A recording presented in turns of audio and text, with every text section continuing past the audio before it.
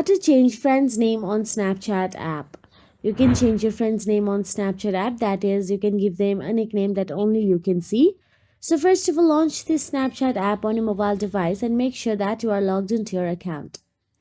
Now tap on the chat icon available at the bottom left. And all you have to do is scroll or search for the friend whose name you want to change. Now long press on the friends chat, then tap on the manage friends app, then tap on the edit name option available there.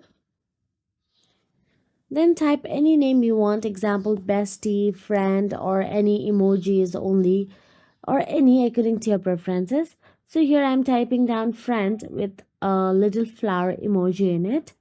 And once done, so tap on the save option available there, and the new name will show up in your chats and friends list. So that is it. If you found this video helpful, please like, share, and subscribe. And thank you so much for watching.